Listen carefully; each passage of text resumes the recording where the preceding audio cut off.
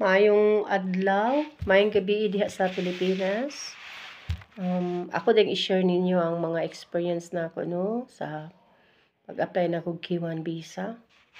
Well, actually, kami kani akong bago pa lang ko naabot diri sa US. Naabot ko diri karon lang 2025. January 16, 2025.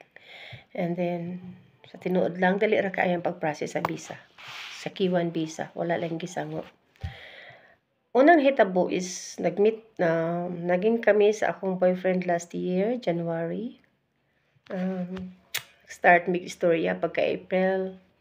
Nilupad din siya sa Philippines. Nag-meet lang mi og 6 days. Kaya naapa man siya trabaho diri para lang to prove nga nag-meet jud mi. Kaya sa requirement sa K1 visa nga mag-meet jud mi. No. So, nag-meet mi lang mig 6 days. After ana, akong gi-apply diri sa US. Akong gi-apply diri sa US Embassy. Mga pagka-May. So, mga early of August, approve na ko. Approve na yun ko. So, pwede na ako magpa-schedule o medical o interview sa US Embassy sa Manila. So, kato nga time, di ba ka iko kahibaw gyud no? Kulbaan sad ka ikustanan kay. Ang ako manggong kibati pad sa una, sige lang kog tan-aw sa YouTube usaon ka no, medical, usaon ka no sa interview, unsa kay mga interview sa US Embassy no. Mao sa nay nasa kong hunahuna. So sa katong mga nag-apply og K1 visa, nasayod sad ko nga mao sa na yung ginahuna, dagdagan sad mo mga pangutanas yung kaugalingon. Then sign ra kaayo. Akong kibati, perming kulba, pero sus pag-abot dito pertiran sayo na ayo lang kiglisod-lisura yung kaugalingon. Ay uban diri sa kuan mag-vlog, murag ilahin ng kulbaon ang mga applicants, no, dili. As long as legit lang gid ang inyong pag-apply, like-meet lang gid mo, dayon single ka or widow or unsa ba, basta available lang gid ka, so wala ra gid problema. Nagpa-schedule kog medical, pag-approve na pwede na akong magpa-schedule pagka August ana, September ko dili pa ko ready magpa-medical kay daghan ba kog sakit, daghan ba kog hubakon ba kay kustanan, daghan kay kog sakit-sakit, humo kay kong hilantan. So naka-desisyon ko nga sa October 23 lang akong gikuha nga slot para sa akong interview. Also medical. So nag-medical dayon ko nya kinahanglan man sad nga ang medical ug ang interview magdugol-dugol og schedule. So nagpa-medical ko mga October 23. Pag-abot na ako dito, sayo kay buntag, Largag Manila, then sayo kay Kamulinya guys, kay daghan makaing tao. So pagsud nimo dito, mangutana lang ka asa man ang linya ani for medical, kay nara ba sa duha man ka lines dito na may linya katong mga sputum, katong gi-medical for the previous days unya. Sputum sila ba, wala ka pasar ilahang kuan. So kolektahon ilahang mga saliva, mga 3 days siguro. So mangutana lang kay nagsud nimo sa guard, good morning chief, asa man ang line ani for kuan for medical dili for sputum. So tuluan ra kalingkod na dias mga bangko ma'am. So ako sa una ikaduha ko sa linya. Dayon giuna man to pasud ang mga sputum, first 10, next 10, dayon kita dayon gitawag dayeg una katong for medical. So naaday mga duha ka table, i-verify mo mga papers, dadun nimo nga to for medical. And so dadun lang nimo dito imong requirements kanang required diha nga naa sa mabasa nimo sa requirements. So appointment nimo for medical, so syempre dadun lang jud nimo imong passport. Dahil ano to pangayo ang ingon magdag ID. Nagdag ko wala man. Pag-abot dito pagtan-aw nila sa imong appointment schedule, yan na kay passport, tudloan raman ka nga. So diha pagsudihan ara man sa imong assist. Ato ka sa picturean man dayon ka. Sila ra may mo picture nimo. Ya. Man nila picture dito inon lang ka. Ayaw like smile. So as if lang, picture lang. Dayon proceeden ka sa taas, proceeden ka dito sa next floor. Ihatag lang to nimo na mas papers kay ihatag nimo kay bawo na maguna sila. Basta K1, first of K1 visa, masudin ka dito, good morning ma'am. So, ihatag din na nimo, then palingkuron dayon ka. Na pag maglingkod, ila pa nang i-encode tong imuhang applications dito, i-encode, then man tawagon ka, then pangutanon dayon ka nga. unsay address sa imong fiancé, ma'am? Unsay name sa imong fiancé? So imo dayong subag. Then unsay ang address didto? So unsay ang phone number? Maura sad. Pagkuman okay. Then proceed na po ka sa tapad nga window, ila ka matamar na po ka dito for biometric na ra sad ya. Oh, man ato. Proceed na sad ka, tudloan naman kanila, ma'am, go to 3rd floor or go to 4th floor. Anaon naman kanila. So, pag abot dito, hatag na sa nimo, ma'am, i-present yung papers ngadto, ma'am, go to the 3rd floor. Pag abot nimo dito, nanay counter, musugat na po nimo, imor po na itunol. Dayon, kuha dayon kanila dugo. Para na.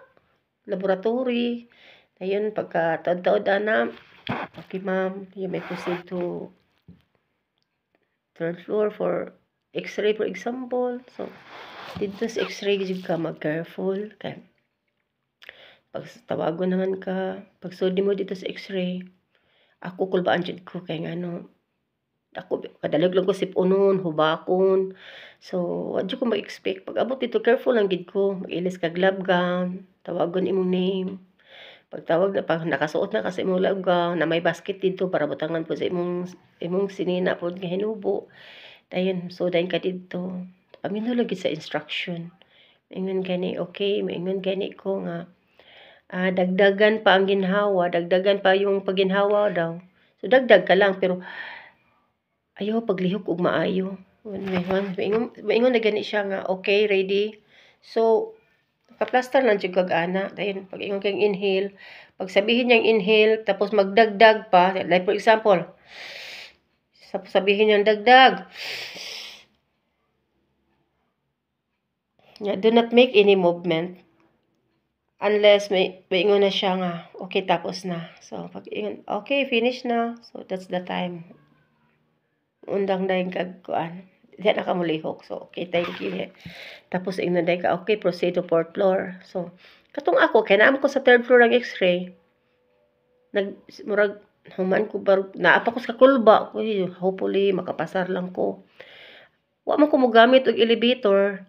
Nagdagandagan man ko sa hagdan. Dahil 4th floor, mao dayon to. Pag abot dito, ila din kong gibipihan. Perting taasa na akong BP. Oo, ito nga na siya nga, okay ma'am, kanang proceed to check up sa mata. Dayon, balik lang diri ma'am ha, kaya bipihan ta kag usab. Pagbalik na ako, ila sa akong gipa-relax, gipalingkod. So, na ako tapad nga lalaki pud nga taas pud siya BP. So, paglingkod sa lalaki, taon-taon gitawag na sad ko. So, ning ubos man ang ako ang BP. So, okay ra, gawas og ni taas pag yun. So, ni ubos man. Pag human, ingon din siya nga, okay ma'am, proceed to 2nd floor. Pag-abot din ako dito sa 2nd floor. Gi-encode na po ito, tanan akong record sa akong medical, sa akong laboratory. For example, gisabit na po na ako dito, pag human, akong gitawag. Naay mo tawag sa atong name for physical na gyud. Stricter ba to akong na-assignan? Number 5. Pero okay ra gyapon. Takag siya pangutana. Kailan last menstruation? Mga inana lang. So, ingon ko, that was, bakit? Kung inoperahan, wala naman ko period, ma'am. Kaya operahan man ko sa kuan, mayuma. Bakit inoperahan? Ang ganun-dagan. Pero okay raman. Medyo stricta lang.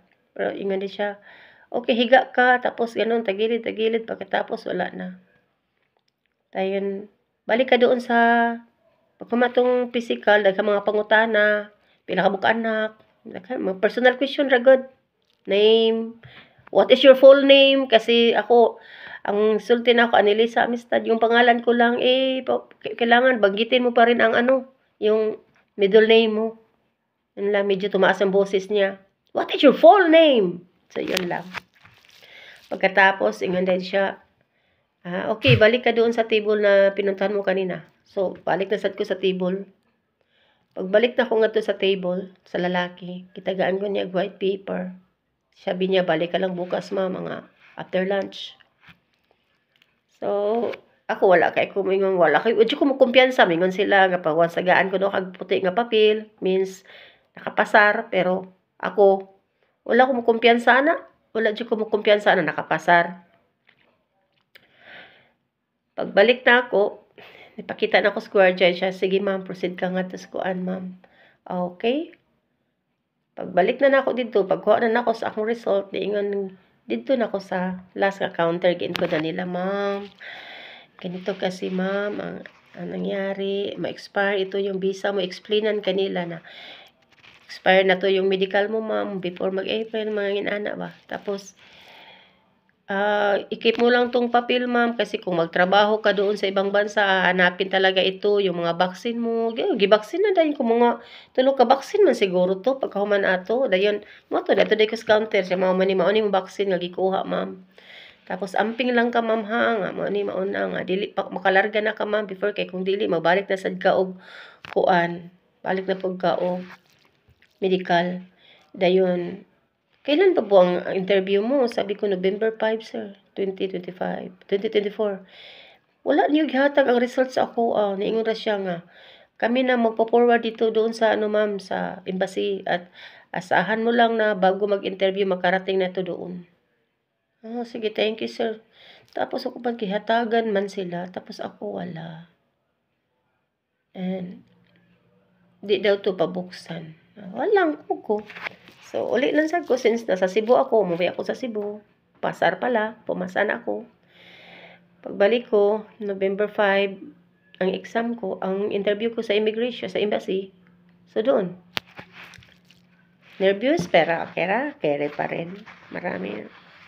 Meron, yung mga nakita nyo sa vlog na lagyan ng letter C, letter A, letter B, kung saan ka nakapila, doon ka. So, doon ako. Tapos, na may mag-guide na to nga to. Na may mag-guide daghan nga, mga tao nga, maingon nga, Mary ma'am, next door, sus daghan, gidong ka ipultahan nga imong sudlan. Maraming mga pintuan. Ang bigat pa naman. Pero okay na. Minsan, makita mo yung iba, ibang ko lang, bakit umiyak? Ibang ko lang, pero out of 10 windows, may narinig ko, marami pa kasing, before ka i-interview, daghan pa kitag-agian nga mga windows for screening. Hello, good morning. Tapos, ganito, tinanong pa niya ako kung gidala ko ba daw yung anak kong bunso. Sabi ko, wala man, pwede dayon ta dadun, kay 20 years old naman sad, pero pwede man di ay, pwede pa man gidi ay mo itong gitagagis number ang akong anak, pwede ra gidi enta. Pero saan ta man, ako husband kasi dili maka-afford dadun akong anak, so wala nang ang gibuhat na ako no to pag mag-screening, ikaduha na sad proceed, ikaduha pang screening bago mag-final interview. Screening first, tapos pre-interview, tapos final interview. Yung pre-interview ko, narinig ko na yung mga final interview. Sabi ko, may nagtagalog. Di man di tanan. Pero ang uban naggamit og mic, ang uban wala. Nasa nagtagalog. Wow. 10 windows. So, pagkatapos ng pre-interview, sabi niya, sige lang ma'am, lingkod ka lang doon. Upo ka lang doon. Tawagin lang yung pangalan mo. So, i-prepare mo lang tong divorce decree ng partner mo, ma'am. Sakaling hahanapin nila, ma'am, ha? Sabi ko, sige po, sir. So, i-prepare ko. So, nakaupo ako. Matagal pa ako nakaupo dahil sa dami namin. Sus, ang daming tao. Sabi ko, nagdasal ako sa sarili ko. Kahit tugnaw, kahit malamig, pinapawisan talaga ako. Normal lang siguro. Pero sus, ako lang naglisod-lisod sa akong kaugalingon na naghirap sa sarili. Pero wala naman, okay naman. Sabi ko lang, Lord, sana doon ako sa kabilang window. Ayaw ko doon kasi crowded. Pero ang bilis lang nilang matapos pag may gitawag sila. Dali ra kay matapos pag interviewin sila. Sabi ko, ayaw ko lang doon. Nagma-microphone sila. Maya-maya tinawag na yung pangalan ko. Sus, nagpray ako na doon sana ako. Thanks God. Doon talaga ako. Out of 10. Grabe pa naman practice na ako pagkagabi sa mga possible questions. Out of 10 window, mga English. Dito rajud ko nabagsak sa Tagalog, nag-interview na ako. Siguro, lipay kay ko.